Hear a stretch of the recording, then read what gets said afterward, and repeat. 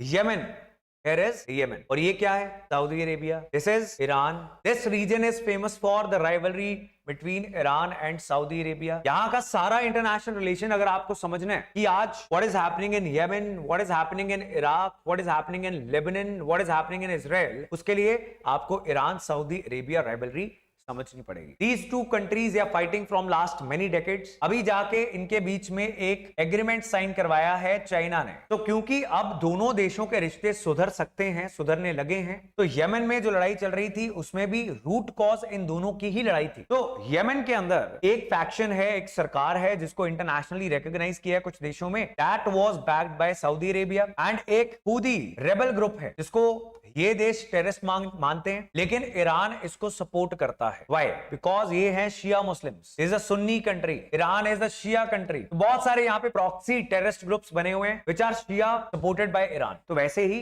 यहाँ पे दो फैक्शंस के बीच में लड़ाई होगी स्टार्ट. कैपिटल जो है और जो सबसे बड़ा पोर्ट है यमन का, वो हूदी रेबल्स ने कैप्चर कर लिया. बाकी सऊदी अरेबिया के हाथ में कुछ हिस्सा आया. सऊदी अरेबिया ने अपनी फोर्सेस भेजी 2015 के अंदर अटैक करने के लिए यमन को. Now what happened? Saudi Arabia just like America, उसको लगा इस कंट्री को इन्वेड करेंगे, अटैक करेंगे, खत्म करेंगे, अपना कोई बंदा बैठाएंगे और वापस आ जाएंगे. ऐसा ही रशिया को भी लगा था यूक्रेन में जाते हुए, अमेरिका को लगा था वियतनाम जाते हुए, इराक जाते हुए, अफगानिस्तान जाते हुए, लेकिन ऐसा होता नहीं. अमेरिका तीनों देशों में हारा, जीत नहीं पाया. रशिया अफगानिस्तान गया था पहले, वहां पे हार गया, उसी की वजह से बर्बाद हो गया और फिर यूएसएसआर उसके टुकड़े हो गए. अभी रिसेंटली यूक्रेन में गया and we are seeing what is happening. तो वॉर करते हुए जो रूलर्स होते हैं उनको ये समझ में नहीं आता that this can happen. Because अगर आप लोकल पॉपुलेशन के खिलाफ बाहर से आके अटैक करोगे तो जीतना बहुत मुश्किल है. No matter how powerful you are, आपके हथियार कितने ताकतवर हैं. Because you can kill lakhs of people but there are lakhs of more people who are ready to fight for their country, right.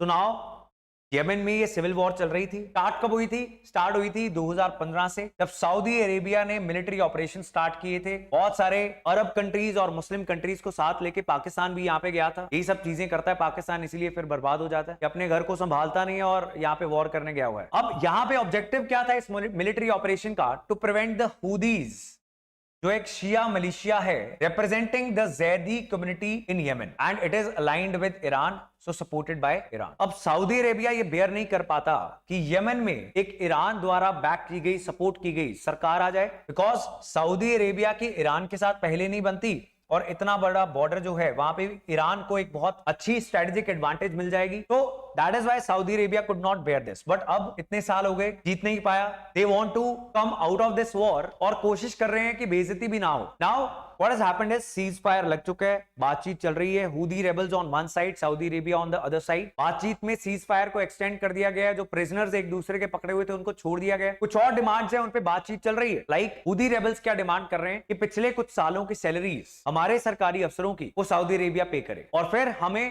Compensation भी पे करे. तो इन चीजों के ऊपर कुछ बातचीत चल रही है.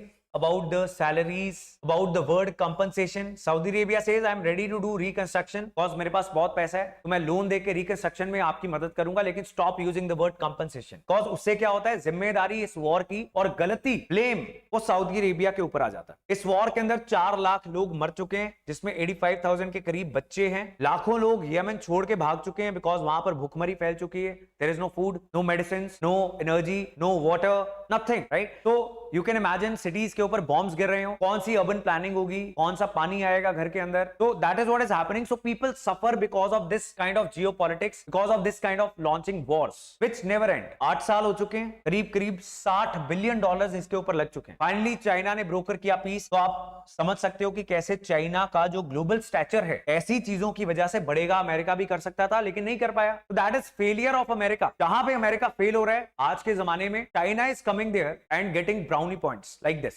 achieving things. So that is how China is slowly replacing US as the sole global superpower, which is very bad for India.